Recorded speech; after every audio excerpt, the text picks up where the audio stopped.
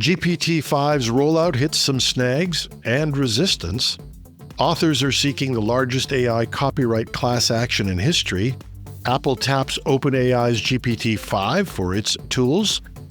Tech billionaires build doomsday bunkers. Do they know something we don't? Welcome to #Trending. I'm your host, Jim Love. Let's get into it. We all talk about the speed at which AI develops and implements, but it's possible we're getting a case of some high expectations. There was a time when a global rollout would take weeks, but OpenAI's new GPT-5 was released to close to 700 million global users in less than 24 hours, including the users in its free tier. Not surprisingly, Murphy's Law entered into the picture and turned what was a fairly impressive demo of the new AI features into a huge foobar. The demo impressed, but when it hit the real world, things got messy.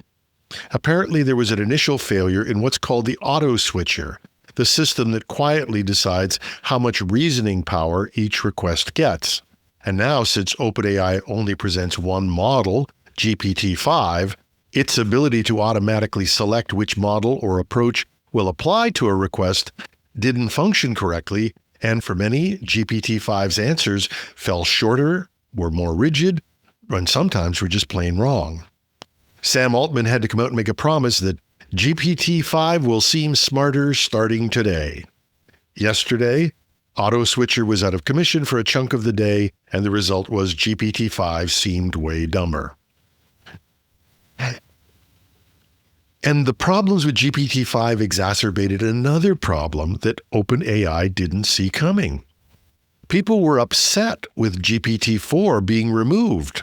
It was the model many Plus subscribers had come to rely on for its tone and flexibility. So OpenAI may have underestimated just how much people valued having GPT-4 as an option. With GPT-5 underperforming, that loss hit harder, sparking a wave of frustration and, in some cases, outright anger on social media and other forums. The backlash was severe.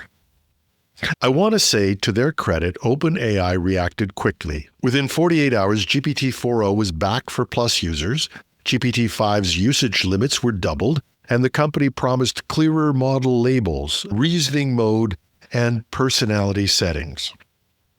The fact that a global rollout of this nature had some issues may be regrettable, but it's not the first software rollout where day one had some bumps. So as impressive as an immediate rollout to the world might be, is it really a good idea to release something this new to an entire user base, being the entire world at once? Maybe take a day or so to have some limited rollouts. Because big tech changes aren't about the code. They're about trust. And when you don't meet user expectations and you violate that trust, the reaction can be stronger than you expect. Might be a lesson in this for all of us. A U.S. federal judge has certified class action status for authors, potentially up to 7 million of them, who allege that Anthropic used pirated copies of their books to train its Claude AI model without their consent. This started with 3 authors, but now could cover a much, much larger group. If successful, damages awarded would apply across the entire class, potentially scaling into billions of dollars. While that's more efficient than millions of individual suits, it consolidates risk into a single, high-stakes verdict. For authors, a class action lowers individual legal costs, it pools resources, and it ensures consistent rulings. For the defendants, the companies, it's riskier. One loss applies to everyone. But a win could resolve the matter quickly. But critics say it can also pressure companies to settle, even if they believe they might prevail in individual cases. The amount of the damages awarded in this situation could be in the billions, devastating to Anthropic and potentially a huge liability for the entire AI industry. And with the stakes involved, there is going to be real pressure in these types of cases to settle, even for relatively high amounts. As a real-world benchmark, The Napster music copyright class action settled for over $100 million, despite having far fewer rights holders and for lesser amounts. With millions of works potentially implicated here, the scale could be vastly larger. Anthropic and other AI firms are arguing training on publicly accessible works qualifies as fair use, essential to innovation. And in fairness, there's going to be a real challenge to prove the violations, and hence the penalties are the same across all authors. But the fair use defense has yet to be tested at this pace and at this scope. And as we noted, the stakes could be enormous. After months of rumors and off-again, on-again internal development versus partnership with Perplexity or OpenAI, Apple has confirmed that starting with iOS 26, iPad OS 26, and Mac OS Tahoe 26 updates, expected as soon as next month, it will integrate OpenAI's GPT5 into its Apple Intelligence Suite, replacing the current GPT-4 models. For users, this means that when Apple's system encounters a complex query through Siri, writing tools, or visual intelligence, GPT-5 will be the AI engine driving the answer. No OpenAI account is required, although connecting one unlocks premium benefits. Apple's move highlights both opportunities and limitations. GPT-5 brings improved reasoning, writing, coding, voice, and personalization capabilities, potentially raising the bar for AI on device and in the cloud.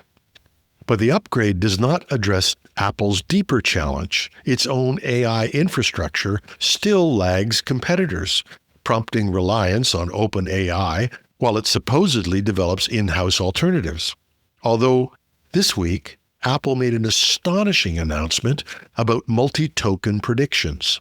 And multi-token is exactly what it sounds like. Instead of one single token at a time, multiple tokens are processed at the same time.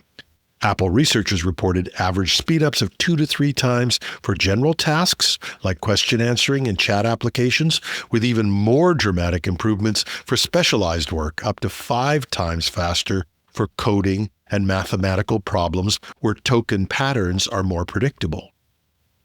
Now, this is a phenomenal leap forward, but it just adds to the confusion. What is Apple doing internally with AI? On one hand, they did the technical equivalent of a faceplant with their Apple Intelligence, an embarrassing big yawn and lots of promises but no deliveries. And now they come out of the gates with a huge innovation on processing speeds, which could blow the doors off AI.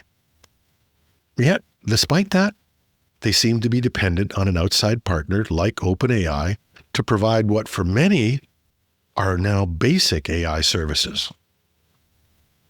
I'm glad of one thing. I'm not in the business of having to make predictions on this stuff. We'll find out in the fall with the new announcements, I guess. When Sam Altman compared GPT-5's launch to the Manhattan Project and admitted there were moments when he thought, "What have we done?" some commentators, Waugh included, noted the apocalyptic nature of his comments. What does Altman know that we don't? But reports now suggest it's not just Altman. Other tech billionaires, including Mark Zuckerberg, Jeff Bezos, and Peter Thiel, are investing in fortified shelters designed for a global crisis.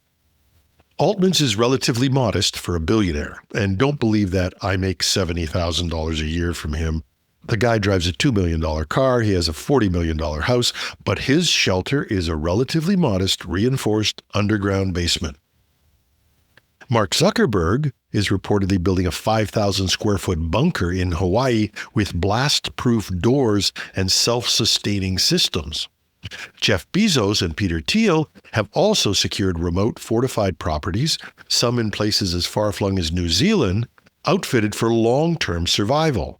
These luxury bunkers, costing millions, are designed to withstand threats ranging from pandemics to cyber attacks, climate disasters, and even geopolitical conflict. For the ultra-wealthy, they're both a safety net and, increasingly, a status symbol. But you have to ask yourself, are these billionaires simply indulging in some extravagant fad? Or do they know something we don't? And that's our show.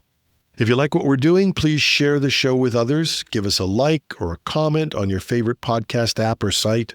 We are found everywhere: Apple, Spotify, YouTube, and more.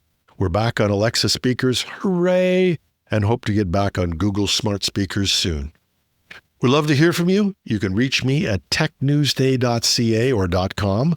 Just go to the Contact Us page, and while you're there, if you'd like to support what we're doing, you could go to the Donate tab and consider contributing the cost of a cup of coffee a month to support the show.